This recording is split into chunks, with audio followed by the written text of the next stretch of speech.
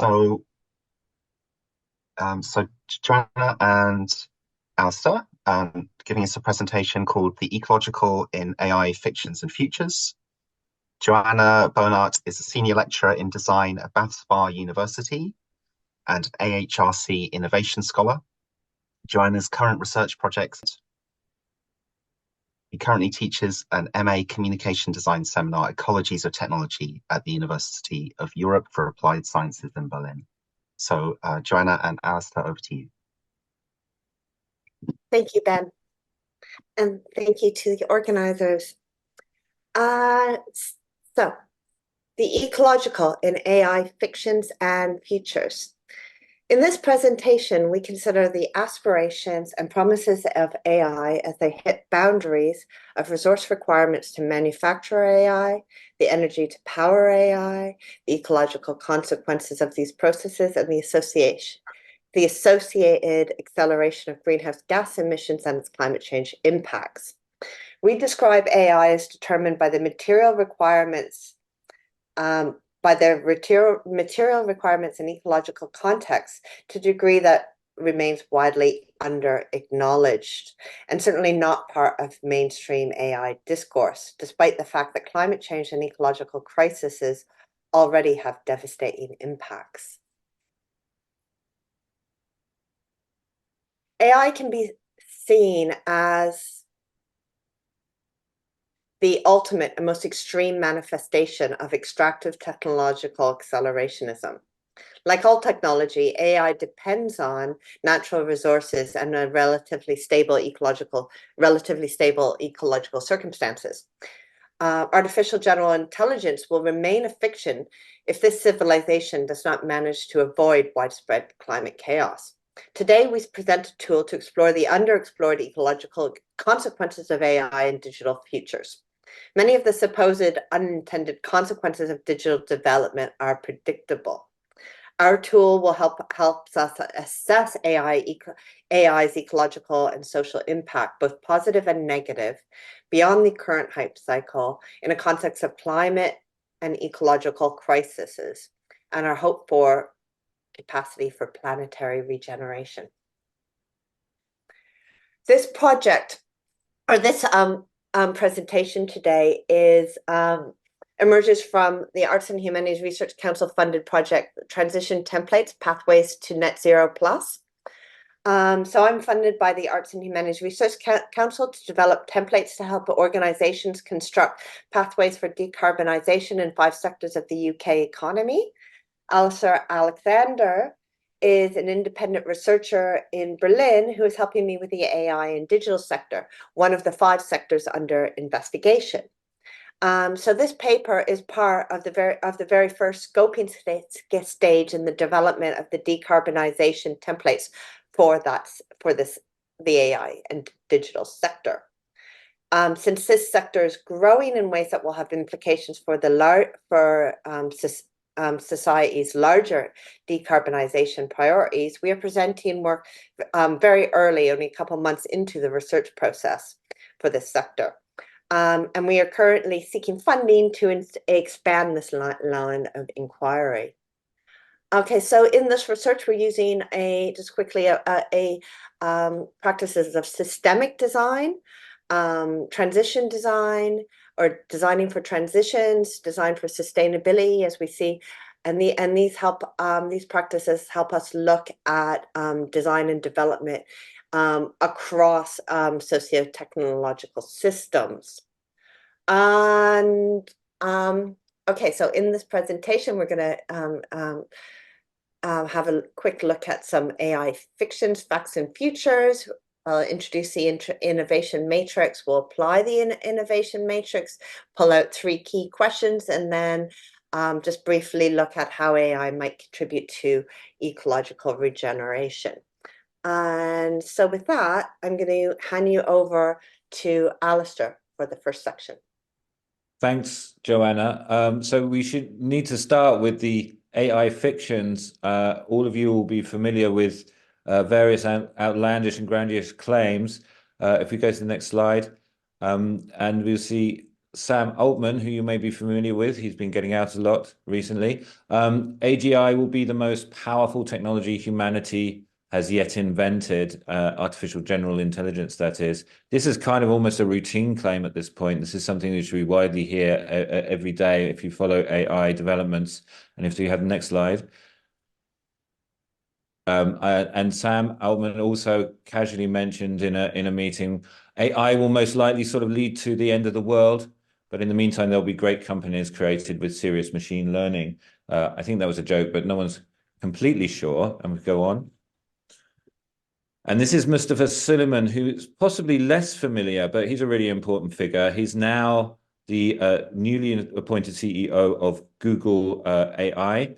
He said if it delivers just a fraction of its potential in finding solutions to everything from healthcare to education to climate change, this next decade is going to be the most productive in human history. And he said further on, I think AI should be best understood as something like a new digital species. We have the next slide. And this is Mark Andreessen. He's an important figure. He was actually the creator of the first ever browser, Mosaic, and he's now one of the most influential venture capitalists. And he also proudly calls himself an effective accelerationist. He wrote a huge essay about the merits of AI, which is from everything from global leadership to artistry to engineering. He even thinks of AI as improving warfare. It's worth reading this essay to see where people are. So the purpose of this talk and our project is really to bring AI down to earth and look at it in relation to our planetary realities and boundaries. So I'll hand over to Joanna to explain that further. Okay, so I'm going to introduce the Innovation Landscape Matrix. This matrix is a tool that was initially created by Emma Dewberry at the Open University in the 2010s to support ecosystem thinking on multi-level relationships. So the ILM maps levels on in the rows, and you can see along the column on the left the systems, services, and products against people or materials, people, and structures. And so this matrix poses a series of questions, or asks us to pose a series of questions to reveal the ecological and social implications of design and development processes, and to think about the gaps in the relationships between products, services, systems, and the context in which they operate. The matrix is freely available on the OU website. That we can there's a link on the slideshow which we can share. Now, it's simply too dense to discuss in only 15 minutes, but it's available, like I said, it's freely available to download, and Alistair will start by applying it with 3 key questions. The point of the matrix is to identify underexplored ecological and social consequences before rather than after new technologies have been deployed. So we do this with the understanding that the ecological has been historically denied and dismissed, and this erasure has resulted in catastrophic ecological crises, and that AI and digital infrastructure threaten to accelerate. And so now a series of questions. Alistair? Thanks, Joanna. Can you go on to the next question? Okay. What physical infrastructures, this is the first question, e.g. materials, energy, water, are required, and what are the implications? We took this to mean the running costs of AI, and you'll be familiar with this if you're following anything to do with digital. The cloud is not some intangible thing in the air. It is a inherently carbon-intensive infrastructure. There are 7.2 million data centers worldwide. It's using 2.7% of Europe's electricity already, and that's highly concentrated in different areas like Ireland, a data center hub, estimated 29% of Ireland's energy use in 2028, and hugely water intensive as well. A Google data center uses 450,000 litres of water a day, enough for 50,000 people. And often they're in very water scarce areas. If we go to the next slide. And AI is massively accelerating that process of increasing energy consumption. Just the increase in AI infrastructure in the next 3 years will be the equivalent will require the equivalent energy consumption of a country like the Netherlands. It's causing huge surges in power in the US grid, where a lot of the data centers are being built, and they're having to build new gas-fired power stations, or they're planning that. And if we go on to the next slide, Microsoft is actually planning a $100 billion data center for OpenAI primarily, which will require 5 gigawatts of power. That's an enormous amount, which will require nuclear power stations to actually power. And they're actually using AI to accelerate the design of nuclear power stations to power those AI infrastructures. So our next question is, what resources and infrastructures does the system rely on that generate greenhouse gases? And we take that to mean the embodied carbon. If you go to the next slide, this is the leading factory in the world, or fab, for CPUs. That is the processors in all of our devices and powering AI. It's TSMC in Taiwan, and it uses about 30% of the entire energy consumption of Taipei, Taiwan's capital. And remember that Taiwan is actually a very coal-dependent energy infrastructure. So it's a hugely carbon-intensive process. It uses vast amounts of water coming from the north of Taiwan, which is causing huge problems. And that's a result of climate changing the weather patterns. So that's causing huge problems for the rice farmers in Taiwan. If we go to the next slide. And it's also, of course, all these processes require huge amounts of critical minerals. As part of the International Energy Agency has estimated that green technologies and as well as network infrastructures are going to require a 400% increase in minerals and mining in the next decade. That's a huge increase in things like lithium, about 20 times. Also things like nickel, again, about 20 times, copper. All of these things are needed for these infrastructures. Rare earths in particular are also important. That's a massive carbon cost of greenhouse gases emitted in those mining processes. And there are gases emitted in the manufacture as well. So it's important to say that there is no realistic pathway for decarbonizing the production of these infrastructures. And so we want to contrast that with the third question we're looking at, which are what are the basic human needs that these systems are actually meeting? And one of the use cases we continually hear about, if we go on, is around climate change. That's one of them. There are many others out there, but we haven't got time to cover all of them. Well, does AI really have a serious impact on climate change? We can see some potential use cases which are really transformative, like, for example, tracking methane emissions, a hugely important greenhouse gas. So that could be massively useful, but it's also being used for actually optimizing the extraction of fossil fuels as well. A lot of the use cases being talked about are far more incremental than they are transformative. So the balance is very finely poised, particularly when you think about the huge carbon impact of these infrastructures. And with that, I'll hand back to Joanna. Okay. So in summary, we've pulled out 3 key questions from the matrix that we think are relevant to AI and digital infrastructure. So these questions are what physical infrastructure, materials, energies, waters are required, and what are the ecological implications? What are the greenhouse gas implications, and what are the basic human needs that are being met?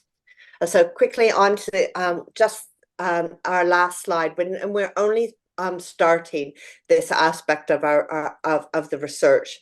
But how might AI contribute to regenerative futures? And so this is a diagram that's based on original work by Pamela Mang and Bill Reed, and also Daniel Wald, that illustrates the movement from extractive to regenerative design. And so in the transition template research, we're using what we call a 4 futures framework to map decarbonization pathways to regenerative futures. This framework is built on the premise that that futures are created by processes that occur on a spectrum from defuturing conventional extractive modes of development and design through green and sustainable, which currently means sustaining the unsustainable, towards restorative and regenerative futures. Alistair? Yes, and so what would regenerative AI look like? That's a really hard question, and we're running out of time. Apologies if I go a few seconds over. It could include things like ultra low energy distributed AI models. Those are around, those are possible. We talked about methane detection, and we can see data centers like Infomaniac in Switzerland who are actually extending the life of their servers, the fundamental carbon intensive infrastructure. But whatever we look at, it's hard to escape the reality that in the future, if we want to get not just sustainable, but regenerative, we're going to have to look at a future with far less compute than we have today. Back to you. Okay, great. Okay, so current narratives on AI futures are detached from the imperatives of decarbonization and rest on ecologically incoherent assumptions of their proponents. If we are not careful, AI infrastructure will produce even more extreme climate and ecological impacts. So in the context of climate change, speculations on widespread artificial general intelligence solving global problems are as fictitious as this AI-generated inflatable unicorn flying over Silicon Valley. And that's it, the end.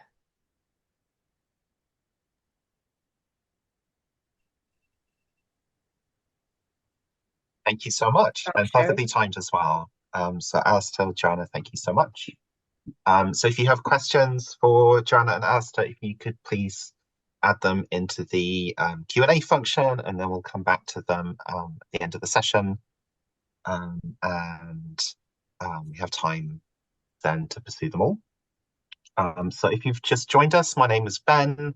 I'm the moderator of this session, and I'm now going to introduce our second presentation, which is by Pete Marsh, and is titled, "Is it possible to learn how to see the softness of wood shavings?" And Pete is course leader for the BA Interior Architecture program at the University of Brighton.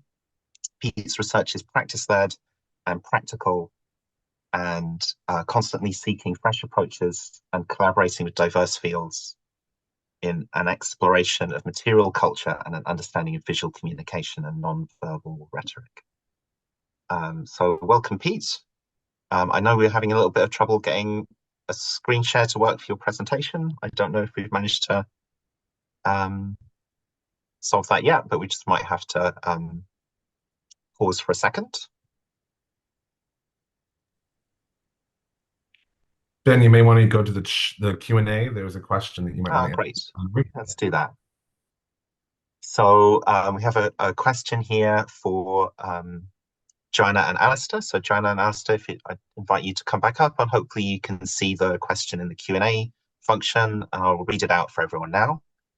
Do you have any thoughts on the need for greater scarcity in computing for our futures and managing inequality through access to AI, and how these could be managed? I could try and answer that, Joanna. Or do you have some thoughts? Only that we're only 2 months into our research project, so we hope to have more thoughts on this in the future. But Alistair will have more to say about this than I can. I mean, that's two enormous questions in one, I think. I would say, yeah, this fundamental issue of scarcity is one which we're not really addressing, I don't think, in our wider discourse. We're going in the exact opposite direction, but it's unavoidable. It will mean we'll have to think. I mean, one obvious data point, I think, which strikes me is like 90, something like extraordinary, like 96% of all data in data centers is either junk or never accessed. It's all completely unnecessary. There's so much of our compute which we don't actually need. And furthermore, is actually really impacting on our well-being as individuals and also as a society. So I think we can really start thinking about different ways of approaching compute. In terms of inequality, I'm very skeptical looking at the current infrastructures and the cultures that support those infrastructures, whether they are in any way addressing inequality. My fear is that they'll exacerbate inequality. That would be my concern. And I think we need to address that too.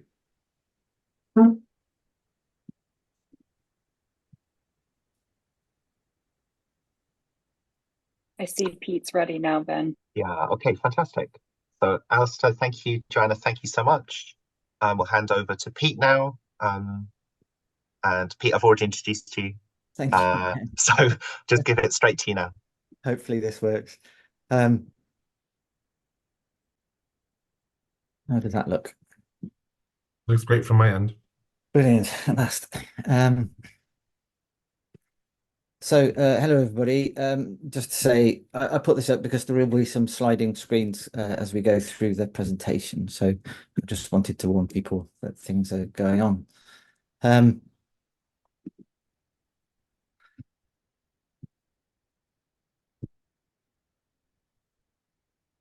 So we live in a cultured society, and that has fallen away from its religious traditions, and that expects more from art than a normal aesthetic consciousness and art can deliver.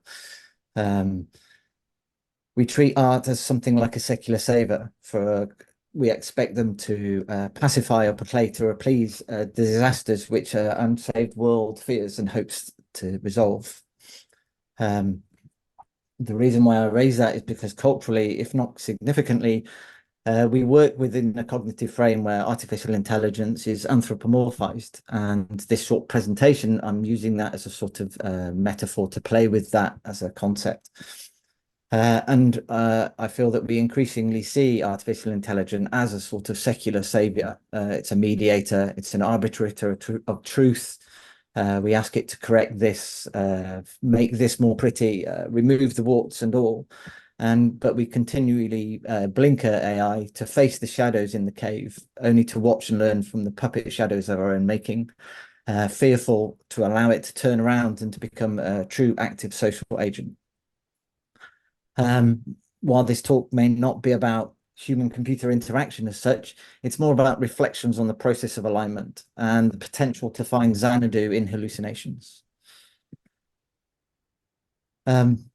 Visual narrative in this presentation is designed to inform and engage and even maybe change the conversation as it goes rather than purely illustrate it. The images and videos used here are all glitch art, and it is imagery in large part the creation of the machine that produced it. The language it uses is played with, questioned and enjoyed for its own sake. The concept which Daniel Temkin, who wrote much of the images here, he calls rewilding the algorithm. Now, this unconvention leaves no immediate way to monitor the effect of the result. The human actor has a sense of what may happen, but no precise control. Emergent behavior is expressed at the cost of explainability. Ultimately, it is a conversation, and it is based on interpretation from both sides of the screen, rather than reinforced teaching from a human perspective, aiming to make any result palatable. The digital act undermines the central boundaries we form, applied to our environment. Color becomes sound, sound is seen, text is realized. Not that this is in any way unnatural to us, as we do this every day. As Merleau-Ponty said, we can hear the hard brittleness of breaking glass. Society generates words to provide meaning. G sharp sounds like this. Gooberries taste sharp. Light pierces into dark places. The smell of ammonia cuts through. Language is experienced much more than it is a pure syntactic coding. Multimodality is innate in our understanding of the world. It's integral to our being, and perhaps more importantly, integral to our ability to relate to each other, even as it frames our subjectivity. So in asking the question, is it possible to see the softness of wood shavings? I am talking really about empathy and being able to relate to the theory of mind that others are different.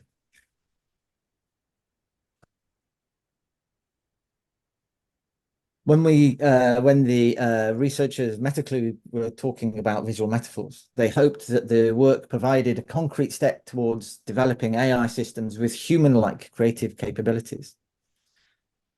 Creative is a complex thing to define, however. The ability to take disparate elements and combine them in new and unique ways to create something truly original.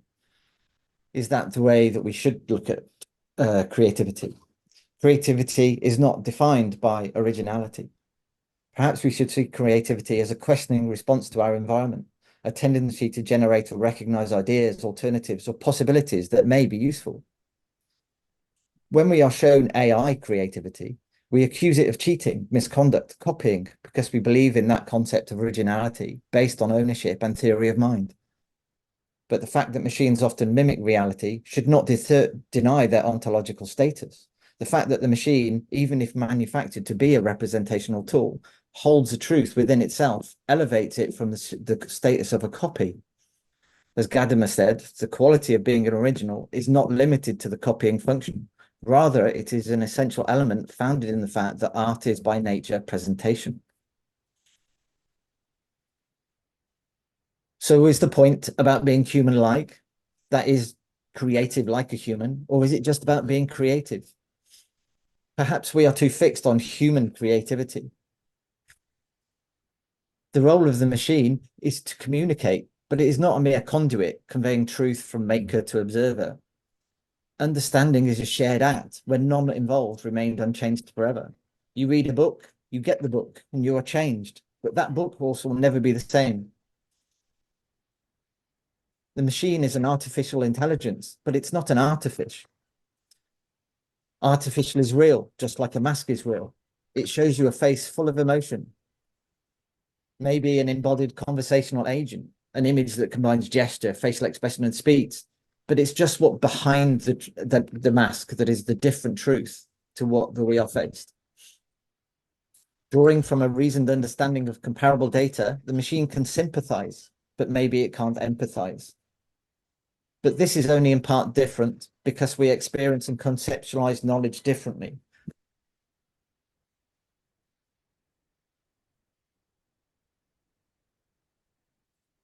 Human knowledge is based on situated activity, bound to cultural, social, and physical contexts.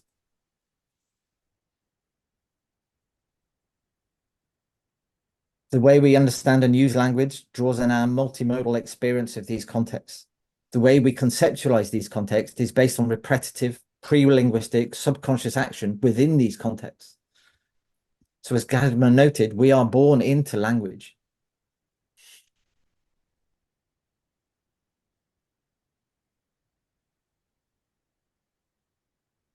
An example of this is light and dark. It's highlighted by Lakoff and Johnson's conceptual metaphor theory, and it's just one of the image schemas that defines our perception of the world. It draws on our experiences before we're even able to communicate them. Darkness hides things from us.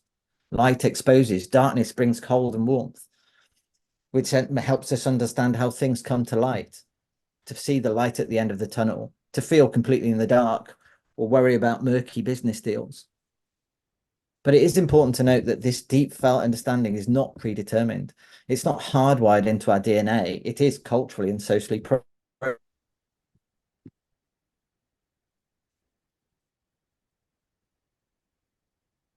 And so the way we use such schema in language may be politically coded, often misrepresented and abused, but it is not defining because we change, cultures grow. Beyond what we feed the machine, what does it think of light and dark? Is a machine understanding of off different to ours? Because the machine has data to explain that it also has an on button, which we don't. Maybe off, in the absence of light, is more akin to hibernation, energy saving, potential future action, maybe not so gloomy. Learning to see and read on a computer are the two main things we need a computer to gain to gain knowledge, according to Jane Rexford, the chair of Princeton's computer science department. Most of today's natural language processing models focus on learning, semantic representations from text alone. But here they discuss the fact that natural language requires situational contextual awareness for AI systems to resolve misunderstandings and to provide more appropriate responses. In other words, computers use data input into the system, but are better when they can engage with the stream of sensors to yield a logical result, or in fact, just basically what the system sees rather than what the system knows.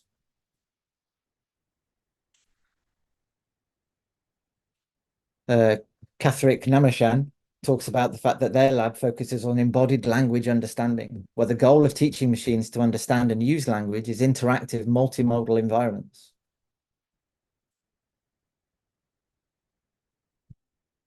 But embodied language understanding is more than this. The foundation of this grasping for human is on gain and accumulation, the idea being that the more data you have, the better the response. But to understand beyond unsatisfying surface reference triangulated across numerous data, machines need to be allowed to relate rather than accumulate. Embodied is a multimodal experience, not merely a combination of image and text data, now so casually expressed as multimodal. Language is based on experience and felt as an emotion. Understanding is a shared act, sometimes, but not always, between people, when neither party would remain the same. So how can a machine ever understand embodied language? From the initial GUI engagement with metaphor principles that have consistently fallen back on visual repetition for human interaction, AI can now recognize and use metaphor, but it cannot relate to it, which is sort of the point of the metaphor. Emily Tucker, in a paper outlining why the Center of Privacy and Technology at Georgetown Law University would try to reframe the societal acceptance of AI as an authority by using different terminologies, avoiding terms like intelligence and learning. To support her argument, she drew on the work of James Baldwin, highlighting how intentionality in language, intentionality in the language you use, defends the integrity and advocacy of human thinking, specifically that of individuality. Baldwin wrote that his quarrel with the English language has been that the language reflected none of his own experience. Perhaps the language was not his own because he had never attempted to use it, but had only learned to imitate it. Pete, that's 5 minutes to go. Thank you. I think that the relevance of this to our current situation cannot be underestimated. To understand, as I said before, that multimodal language beyond any unsatisfying surface references triangulated across data, machines need to be allowed to relate rather than accumulate. They need to be able to make language their own. Oh, go back. Sorry. Panic there.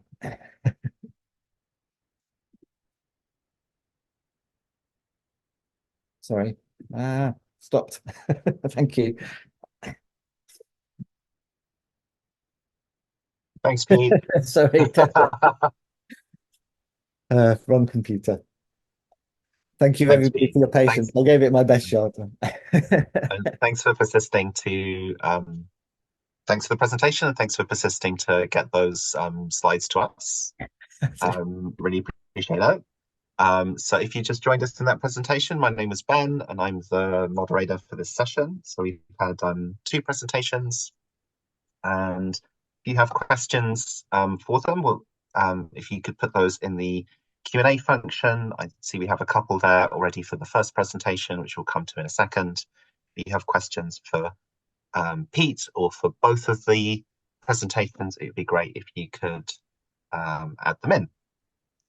So I think we still don't have Paul, in which case we will just move to the questions and answers and discussion. So if I could invite Joanna, Alistair, and Pete just to turn your cameras back on, and we'll begin with some of the questions we have already, which are for Joanna and Alistair, I think. And Pete, if these are ones you'd like to speak to as well and draw a connection with, that'd be great. And if everyone else could just be adding some more questions as we talk. So the first one is, given the prevalence of free market libertarianism in a lot of Silicon Valley AI corporation, How optimistic can we be about a green AI or an AI contributing to global climate justice? Anderson, for instance, has often quoted neo-reactionary thinkers or called the UN sustainable goals as an enemy. Okay, I think that Alistair and I will both really enjoy responding to this question. So thanks, Sammy, for asking us and giving us a chance to talk about this. In the current trajectory, we absolutely cannot be very optimistic at all that AI will contribute to global climate justice because of the people that are directing the development of AI, and certainly people like Mark Anderson have absolutely no concern for climate change or the other ecological problems and associated social problems and climate justice and ecological justice. And so you know, you're absolutely right to be skeptical, and also it is always a danger in doing the kinds of work that we're doing, that even like our attempt to carve out or discuss or imagine a space that might be regenerative AI, you know, all of our work in this trying to sort of steer towards in that direction could be easily appropriated by these people, these forces that obviously have a lot more power and resources and control of the infrastructure, and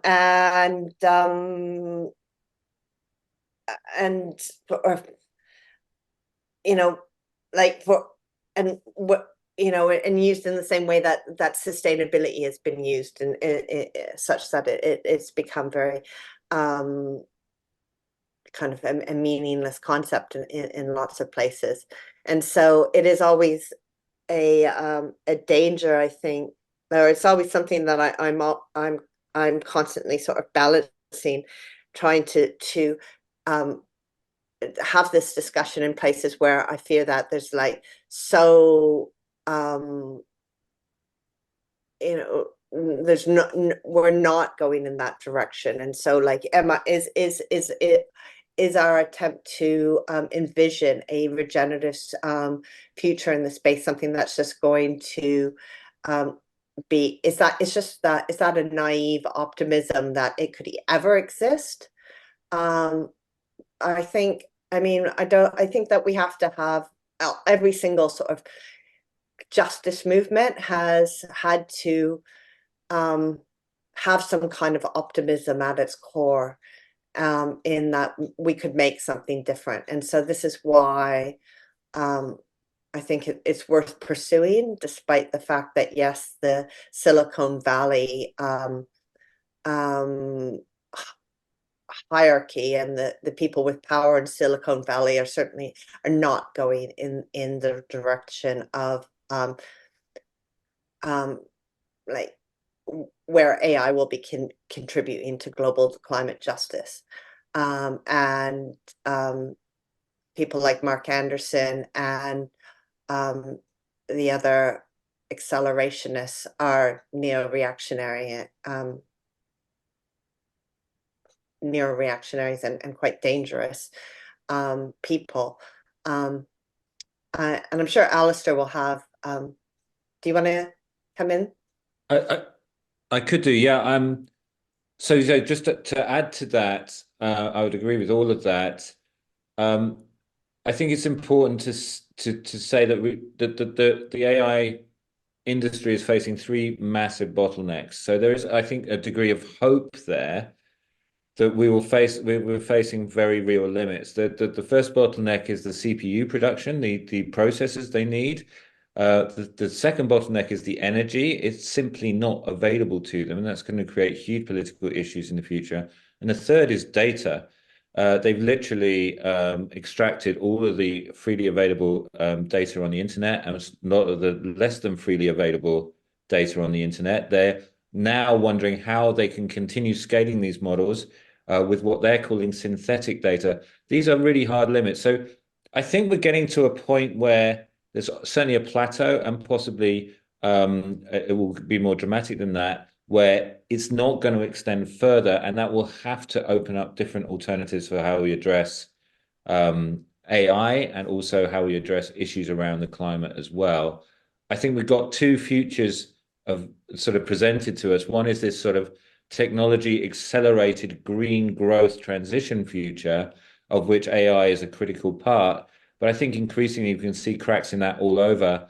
And I think ultimately we can all see that if we really want to address issues like climate, these are people problems. They're not going to necessarily be solved by technology. They're fundamentally ones which we solve by human organization, and more than human organization. Alistair, thank you. Joanna, thank you. Let's come back to a new question. So to Joanna and Alistair, do you have any thoughts on the idea of an ecologically driven AI that can self-regulate carbon emissions based on monitoring global production and consumption, and whether this seems feasible based on your research?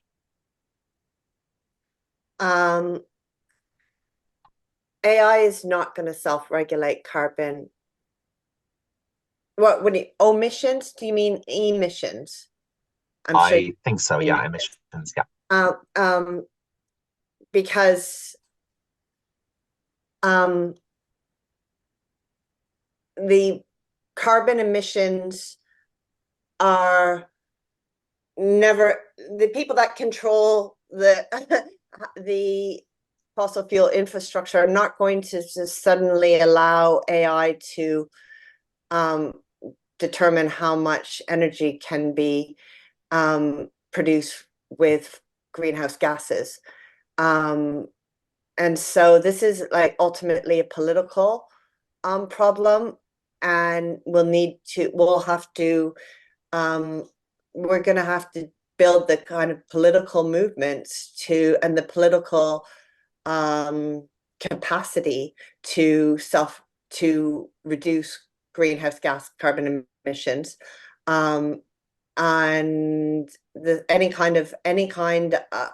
any institution that claims that AI will self-regulate carbon emissions is that they're lying. That's not happening. Yeah, I don't know if you want to say anything, Alistair. I just want to briefly add, I suppose, that one of the key developments that's happened over the last 6 months is, in order to fund new AI development, you're seeing a huge confluence of Silicon Valley with the Gulf oil states. They've got capital which they're spending. I think Saudi Arabia has recently agreed with Andreessen's company A16Z, a $40 billion investment fund to create new AI infrastructure. So when you see that kind of alliance between oil states and Silicon Valley, I think you know which direction they're going to go in. Thanks, Alistair. Thanks, Joanna. And then there's one more for you. A suggestion would be to distinguish training of AI from inference and use. Training has a much higher energy cost, but is an upfront cost.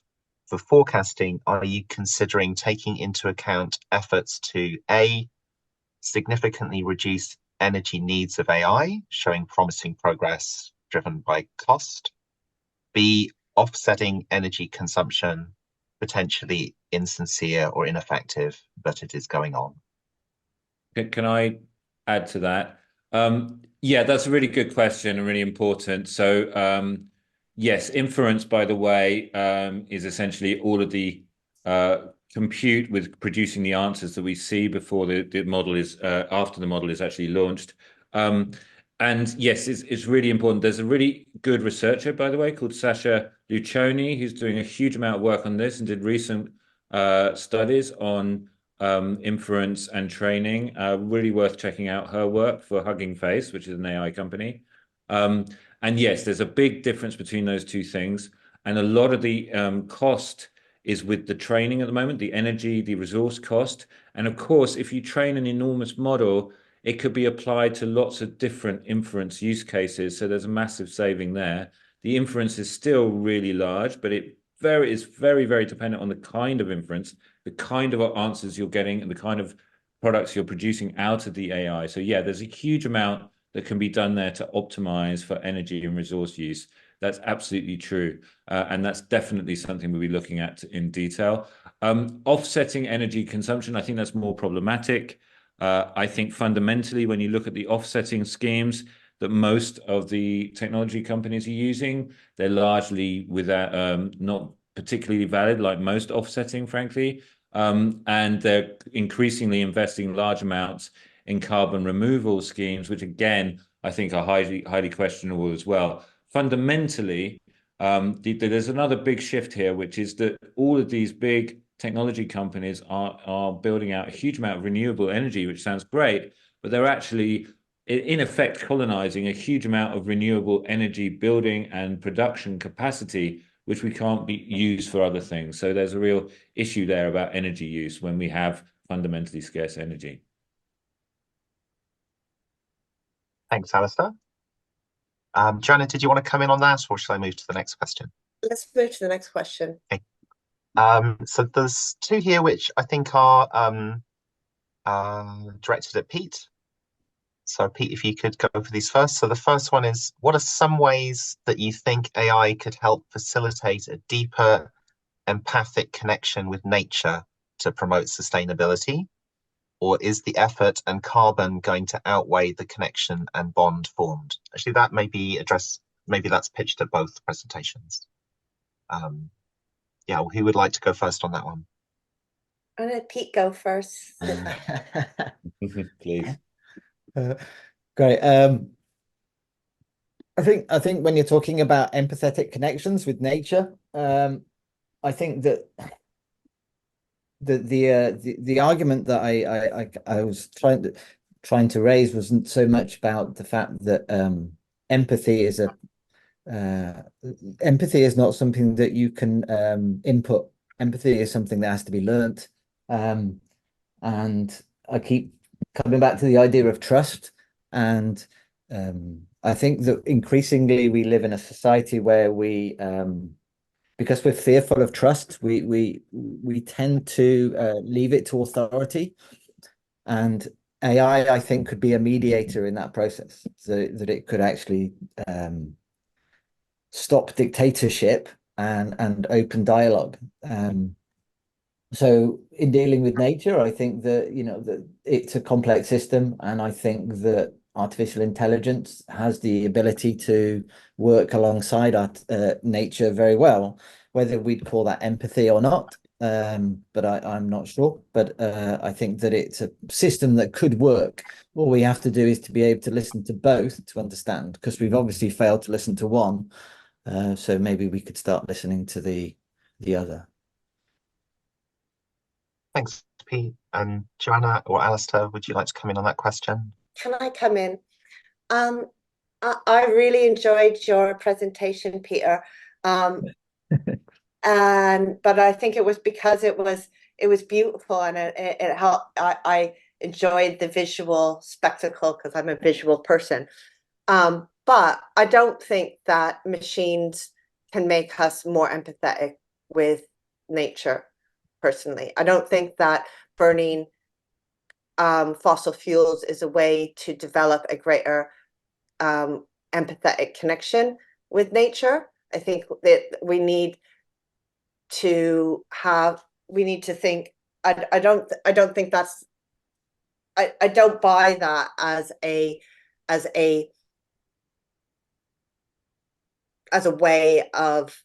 reason to burn more fossil fuels with AI. And so I think that's and so the second part of that question is really important. The effort and carbon outweigh the connection, and I think it's any kind of connection that's the sort of the sense of connection that's created through AI is not the kinds of empathetic connection that we need. We need an empathetic connection that will allow us to establish regenerative ways of living on this planet, rather than the extractive modes that we're used to. And so I think that the sort of the arguments that are about creating connections through AI with nature through AI are sit firmly in the extractive futures category. So I would say they do outweigh the connection, that we shouldn't go down that path. I think I do. I absolutely agree in a lot of respects. I think the thing that I see with AI is that it's a bit like, in the respect, it's a bit like a camera in this concept, that it provides you with a lens that allows you to look at things in a different way. And if that different lens provides a sort of wake-up call or possibilities to actually build an empathy, not from AI through us, but with us into nature, then anything goes, I think. But that's me. I would broadly agree with Joanna on that, and what you're saying, Peter, as well. And I loved your presentation too, by the way. But there's one thing which I think is really interesting, which I've seen recently, which is quite a few AI projects which are exploring how, for example, we can use AI to actually understand communication of different animals, whales and other animals, for example, and kind of decode their sounds. Whether that is actually encouraging empathy, I'm not sure, or is it us imposing a kind of human structured logic onto other forms of communication, and we should accept it in the way that we see it without computation? I think that's an interesting question, but I think this raises interesting possibilities in terms of how we connect with the more than human world. But I do understand, but we have to fundamentally always balance that with the fundamental carbon infrastructures that support it. Yeah. Thanks, everyone. So Ben again speaking, and we'll move on to the next question. So this one, I think, was directly to Pete. I'd like to understand more about how AI-powered machines can effectively use their own language, and how do you foresee the effects of the splintering of language if it becomes increasingly obtuse to humans?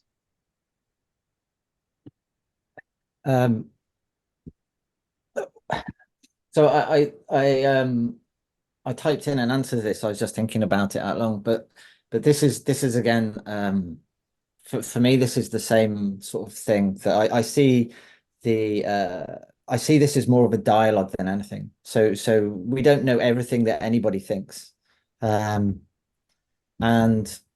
I think that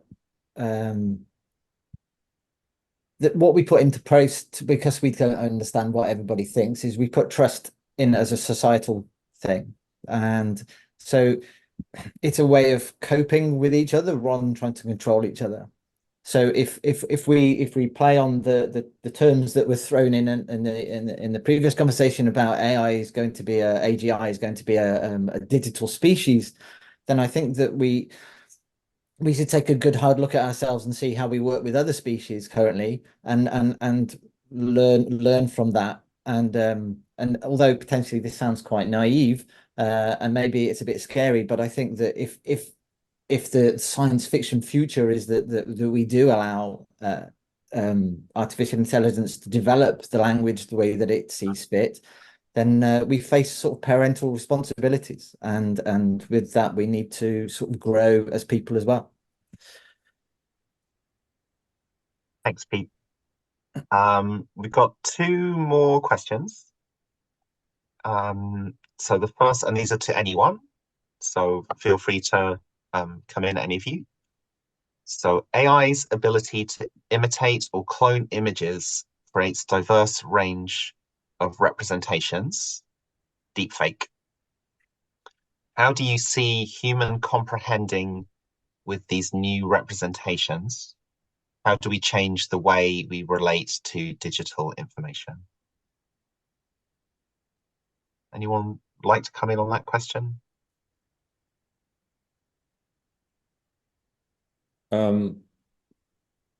I could add something. I mean, I think that in a way takes.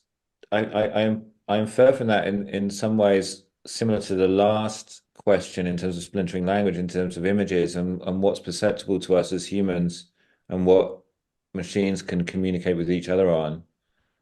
I think there's a more immediate question with this creation of images and the interactions with humans when we look at, so-called, as it said there, deep fakes and the impact that's having. I'm particularly alarmed and concerned. I do a lot of work on disinformation and the extent to which these tools are increasingly prevalent to people, and in particular are being used for abusive and harmful images in all sorts of contexts. And for example, we're seeing that having a huge impact, particularly on young women who can be subjected to incredibly abusive and harmful images, which can cause massive impacts to their health and their well-being. These are really concerning issues to me. And I don't think nearly enough has been done to control that in the first instance. Beyond that, I feel as if we're increasingly getting to a point where we're seeing at the moment increasingly sort of generic images at the moment, and that's just kind of a sort of degradation of our information landscape. That's my concern at the moment, rather than this more that these images are developing in a different direction. Thanks, Alistair. Anyone else want to come in on that one? Otherwise, we'll move to the next one. So, again, to anyone, what would be the role of AI development playing out in the global south? I don't know if you could maybe relate your presentations to that question. Maybe I'll start, and then Alistair will probably have more specific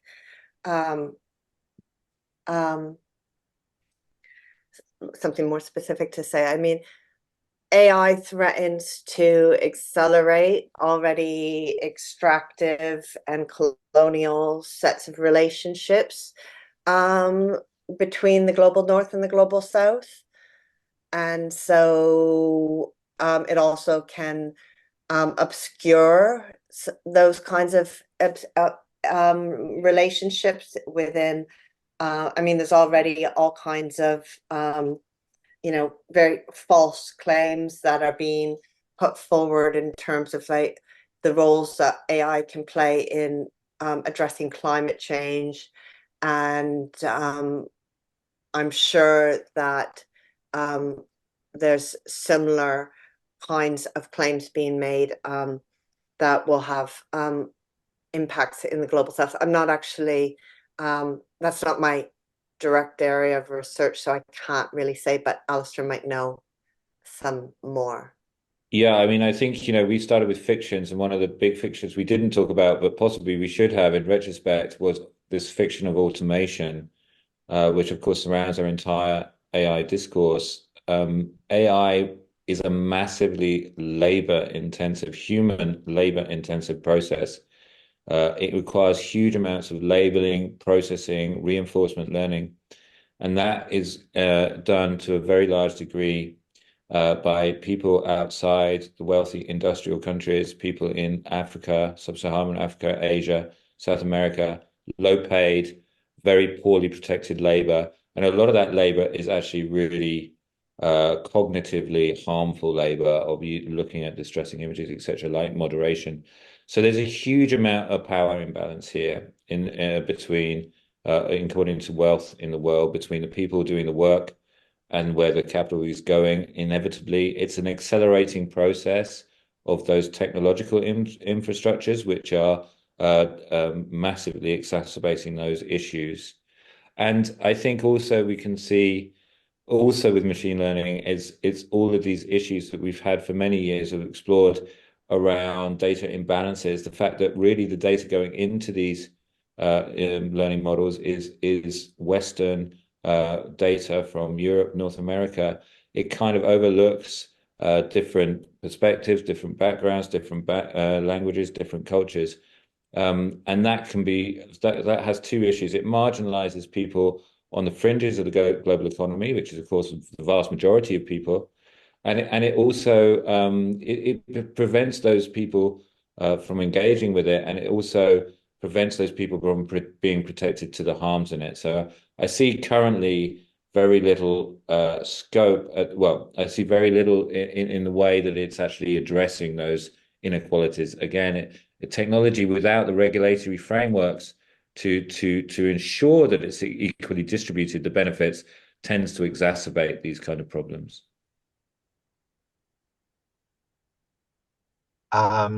Thanks, Alistair. Thanks, Joanna. And then, so we just got a few minutes left. I thought maybe I would just close with a question, prompting thoughts about how your presentations related. So I think both presentations spoke to embodiments of AI, but in very different ways. So a sort of embodiment in a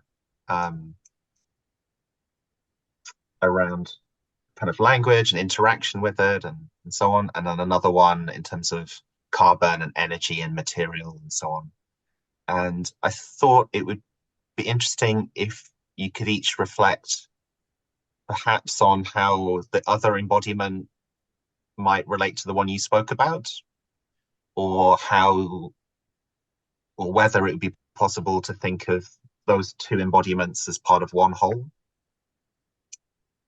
So I don't know if that prompts anything, but perhaps you might just interpret that as an invitation to relate your presentations.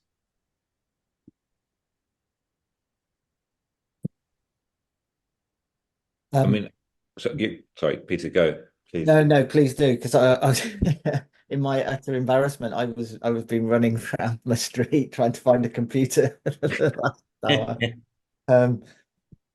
I actually, I mean, they were very, very different presentations, but I was really glad actually to see Peter's presentation because it really spoke to those sort of really resonant issues that we all, which are provoked in all of us, I think.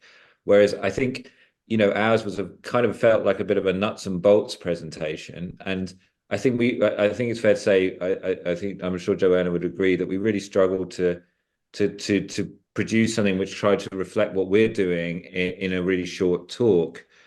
And what I would say is that a huge amount of the kinds of questions about how we relate to AI, what it means for our language, will be really fundamental to kind of work we are actually doing in terms of the benefits and how we relate and how it meets human needs and the social impact of it. But I guess what we wanted to emphasize here is critically putting it in that framework of carbon impact and how we get from where we are to something which approaches a regenerative future. So I'm glad that Peter filled in the gaps for us there, but I think there is actually a link there, but it would take a lot longer than 15 minutes to weave it together. I think I know that I came into this. This is not my field. Artificial intelligence is I am part of the general masses with artificial intelligence, and my interest in this was metaphorical. Ironically, the questions that we are asking about artificial intelligence could literally be applied to the rest of humanity. And when you were raising the points about it's a human problem, it's an us problem, I thought that was that's just the basis of everything that we're discussing here. That actually, the artificial intelligence is fascinating and fantastic, but it is not the promise, that it is currently being promoted out in media and public society. And I would like, I guess what I was hoping for was a sort of like a reset where we could take this back and treat it like the child that it is and enjoy it. I remember, I'm old enough to remember the early days of the internet and how enjoyable that was as a thing before it became kind of dark in the threats that it offers. But artificial intelligence seems to have bypassed that freedom very, very quickly. And it would be nice to reclaim that, I feel. But yeah. Joanna, is there anything you'd like to add? I think what Peter and Alistair said is really nice. So we can just leave it with that. Could I Thank quickly, you all. Please. so could I just quickly add, there was something which really resonated with me, and I thought was really a profound insight from Peter's talk, which a lot of that these issues are being talked about a lot, but it's the issue of metaphor, and I think that's so important because obviously metaphor is so fundamental to our language and so fundamental to our human cognitive constructions. And how does AI relate to metaphor? I think that's a really interesting question to hold as we're looking at this and we're looking at to develop it. Because it seems to me if AI fundamentally, if it is going to develop, it will need to develop some kind of metaphorical capacity. And I think it's a very interesting question whether it has or will ever do so. Alistair, thank you. Joanna, thank you. Pete, thank you. Thanks everyone who's here and thanks everyone for listening. We're going to take a break now. Hello, I am Paul Wong from the School of Cybernetics from the Australian National Universities. I do have to apologize that because of a mix-up of the time zone, I am recording this presentation rather than delivering it live, so apologies.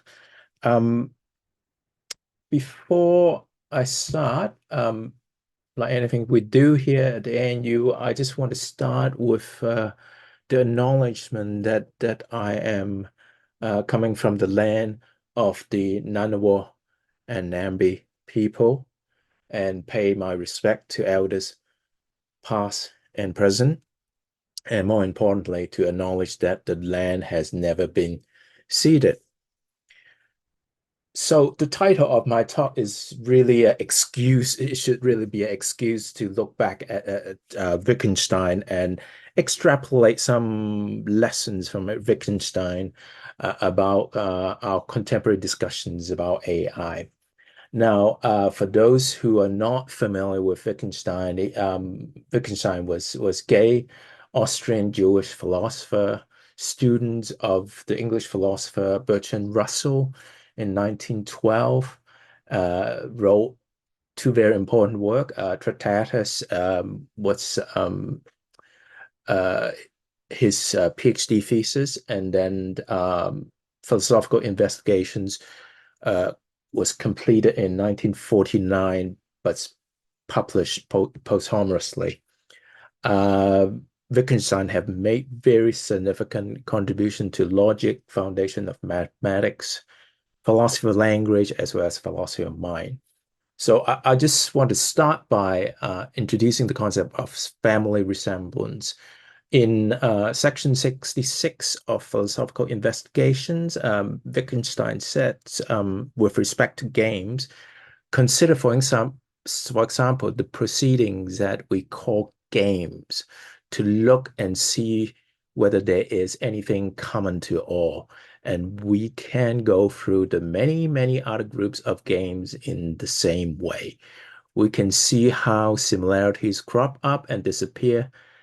And the result of this examination is we see a complicated network of similarities overlapping and crisscrossing, sometimes overall similarities. So in other words, what Wittgenstein is advocating is that in order to have a masteries of our understandings of concepts and categories, it is not necessary that we have a masteries of dictionary definitions, where we typically characterize these dictionary type definition as having very sharp boundaries, usually maybe sometimes specified by necessary and sufficient conditions. So pictorially, we can perhaps depict this as, like Wittgenstein said, games. These are just some of my favorite games that I play with my family, but no doubt you have your own favorite games to play. So imagine that we have many different games represented by these ovals. You got the blue ovals, you got the green ovals, you got the red ovals, and you got the purple oval. And each type of games may share some features with other games. Board game may be more similar to card games, maybe more similar to ball games or other kind of games. But there's also mind games, which is a little bit further from just a straightforward kind of card games or board games, though, arguably they may also share some similarities. But the point here is that in order for us to have an understanding and masteries of how to use the word games, how to use these concepts, is not necessary that there must be some common features that cut across all games. So that's the central thesis that been put forward by Wittgenstein. And his influence were far reaching, not just in Anglo-American analytic philosophy, but also very influential in neighboring discipline in cognitive science, in psychologies, philosophy of language, and linguistics, and so on. So here's a couple of quotes from a couple of classic texts. The first one is from Lakoff and Johnson, Metaphor We Live By. It says categories are defined for purposes of human understanding by prototypes and family resemblances. Once again, that concepts crop up. To those prototypes, such categories are not fixed, but may be narrowed, expanded, or adjusted relative to our purposes and other contextual factor. And in Hofstadter and Sanders' Services and Essence, it says, from our first concrete examples of any concept, we proceed to more abstract ones. Thus, from tangible paper documents found on our wooden desks to intangible electronic documents found on our screens. So once again, the influence of taking family resemblance as the basis to establish a variety of meanings, a variety of language use is absolutely fundamental to these more contemporary work in philosophy of language as well as cognitive science. Now, what I want to do is to take that thought that categories in natural language are essentially a family resemblance and extend it to artificial intelligence.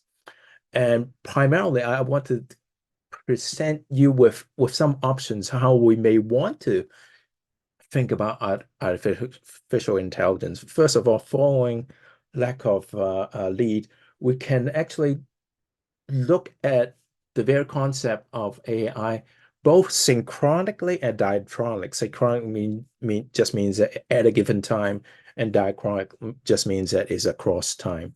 And then you can do a mixture of both synchronic and diachronic analysis of AI as a concept. But more than just as a concept, I want to encourage everyone to think of AI also as a practice, as a process, as a systems, and then finally come back to looking at AI as a conjecture.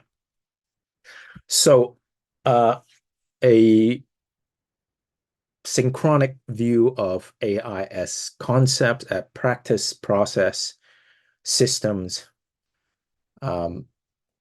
First, this is a pictures of an exhibit at Enemy of an AI Systems by Kate Crawford. it was part of exhibitions in the Museum of Modern Art, but it was also featured as part of exhibit in the Australian Cybernetics exhibitions at the School of Cybernetics. Now, what this map does is actually map out in quite a lot of details of the entire life cycle, productions, maintenance, management, and decommissioning life cycle of Amazon Echo. Now, this was produced in, I think, 1918. So, and I think the current version of Echo is Echo version 5. So things may have changed, but a lot of the details, I suspect, would remain the same. So what the map does is to expand in great details how Echo was manufactured, how Echo acquired the raw material from various countries to put together an artifact, technologies that ultimately sit on a household desk or table and doing its things, serving as an AI servant. Another example of a slightly different but a diachronic view of AI is drawn from the book Gods and Robots, from a recent published book from Mayer. What that does is to look at AI across all ages, tracing it all the way back to Greek mythologies. And really the broad message there is that unlike the common belief that AI started in 1955 when the group of computing science drafted a research proposal for AI. AI actually have been with us for quite a long time. And more importantly, we have always treated a version or some version of AI as if we're creating an artifact that is under our own self-image. The difference, of course, is that in ancient time, there was no concept of computation as we know them. So by machine, by automaton, they mean something slightly different, but again, sufficient similarities for us to really consider AI as a continuation of some of the work that we had previously. So just wrapping up a little bit. Now, the last bit that I want to highlight is the looking back at AI as a conjecture. I just want to once again quote a bit of, this is the first page of the research proposal developed by McCarthy and Minsky and others. It says the study is to proceed on the basis of the conjecture that every aspect of learning or any other features of intelligence can, in principle, be precisely described, that a machine can be made to simulate it. I think the sentence there, the key word there is that A is being put forward as a conjecture, and B is the word simulate, very much in line with Alan Turing's proposal to use the Turing test as a test of intelligence. And it goes on, an attempt will be made to find how to make machines use language from abstractions and concepts, solve kinds of problems now reserved for human, and improve themselves. So once again, human here is the key words here. That particular proposal is very much in line with what I said previously. It is an attempt to create an artificial device, a machines that can mimic humans' behavior, thoughts, and other kind of intelligent behavior. So in contradistinctions to that initial proposal from 1955, I like to quote primatologist Frank DeWalt in his book, Are We Smart Enough to Know How Smart Animals Are? Now, the title is a bit rhetorical. Obviously, we want to say yes, but he also warned us. Every species deals flexibly with the environment and develops solutions to the problems it poses. Each one does it differently. We had better use the plural to refer to their capacities, therefore, and speak of intelligences and cognitions.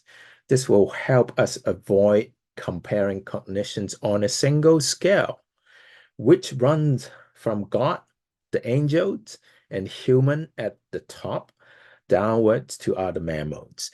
So I think this is telling in the sense that if we are indeed treating AI as a conjecture, then we have to allow for the possibilities that we can be radically mistaken. Maybe not radically mistaken, but just mistaken about some of our assumptions about AI and the very nature of intelligence.